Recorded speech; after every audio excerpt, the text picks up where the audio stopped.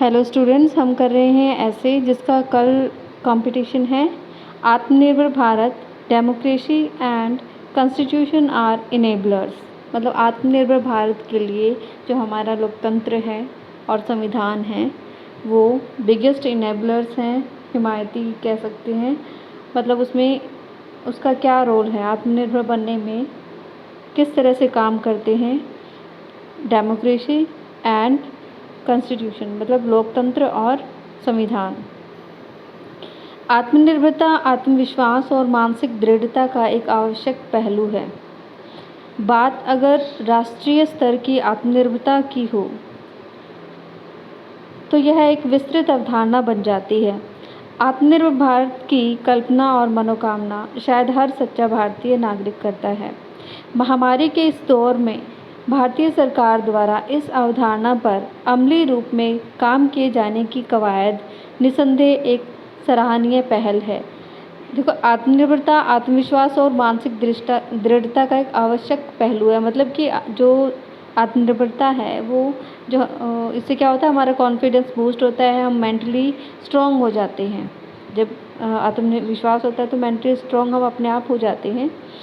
मैं ये आपको क्यों समझा रही हूँ, वो इसलिए क्योंकि जब ज़रूरी नहीं है आपने यही वर्डिंग लिखनी है। जब आप लिख रहे हो तो जस्ट मैं आपकी जो थॉट प्रोसेस है उसको ट्रिगर कर रही हूँ कि आप इस वे से लिख सकते हैं। आपको एज ए हिंट आपने इसको लेना है, इस ऐसे को, और आप अपनी वर्डिंग में लिखोगे और अपनी समझ के अकॉर्डिंग लिखोगे। ठीक है। अगर राष्ट्रीय स्तर पर, अगर नेशनल लेवल पे अगर हम आत्मनिर्भरता की बात करें तो एक बहुत ब्रॉड ये कंसेप्ट बन जाता है। और मतलब हर भारतीय यह चाहता है कि उसका जो भारत है वो आत्मनिर्भर बने। ठीक है। ये जो कोरोना के टाइम में जो हमारे ऑनरेबल प्राइम मिनिस्टर हैं नरेंद्र मोदी जी, इन्होंने ही ये कंसेप्ट लाए थे, वही कंसेप्ट लाए थे आत्मनिर्भर भारत का।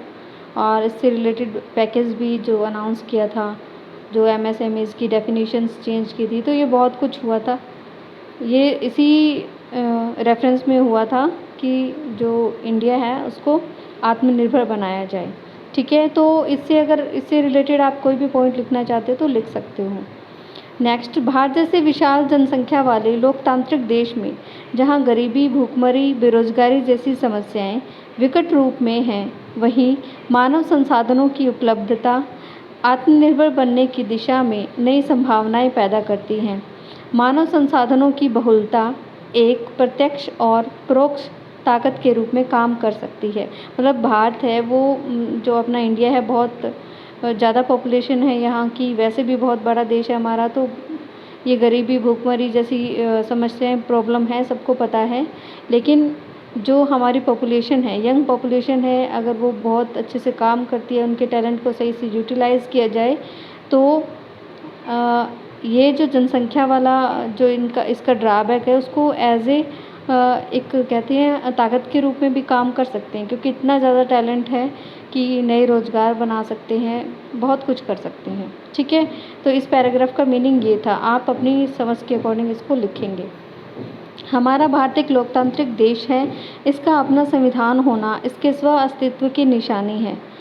भारत का लोकतंत्र इसकी प्रमुख ताकत है। यहाँ हर व्यक्ति का विचार और व्यवहार व्यक्तिगत तौर पर और सामाजिक तौर पर महत्वपूर्ण भूमिका निभाता है। भारत का हर नागरिक अपने मताधिकार का प्रयोग करके अपने अनुसार तंत्र का निर्माण करता है। इस पैराग्राफ का मीनिंग ये है कि जो हमारा इंडिया है वो डेमोक्रेटिक है, सबको पता है। इसका अपना संविधान है, इसका मतलब हम अपने रूल खुद बना रहे हैं, कानून खुद बना रहे हैं। तो हम इंडिपेंडेंट है, किसी और पे डिपेंड नहीं करते।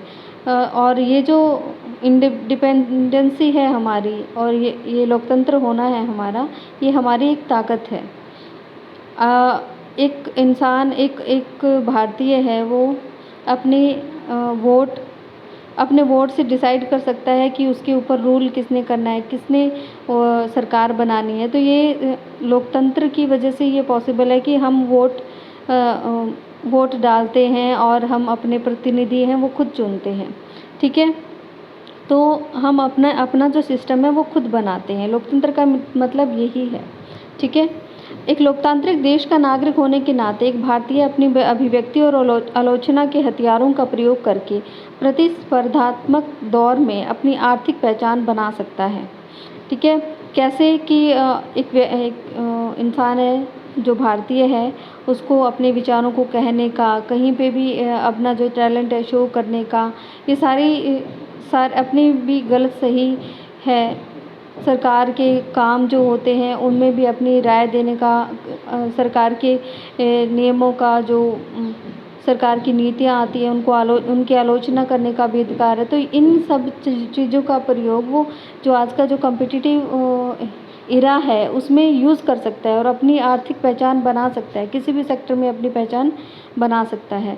किसी भी साम्यवादी तंत्र में ऐसा करना संभव नहीं है। साम्यवादी मतलब कि जहाँ पे जैसे चीन में है हमारे, कि वहाँ पे एक ही पार्टी है और उसी का जो लीडर होता है वही प्राइम मिनिस्टर या जो भी वहाँ पे पोस्ट है वही बनता है। लेकिन हमारे यहाँ बहुत सारी पार्टीज़ हैं, तो हमारी मर्ज़ी होती है कि हम किसी को भी वोट दें।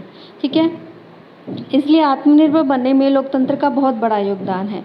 इसी प्रकार संविधान ने भी प्रत्येक भारतीय को बहुत सारे मौलिक अधिकार प्रदान किए हुए हैं, जैसे स्वतंत्रता, अभिव्यक्ति, समानता, शिक्षा और सूचना का अधिकार। इन अधिकारों का प्रयोग करके कोई भी भारतीय किसी भी क्षेत्र में अपने रोजगार स्थापित कर सकता है।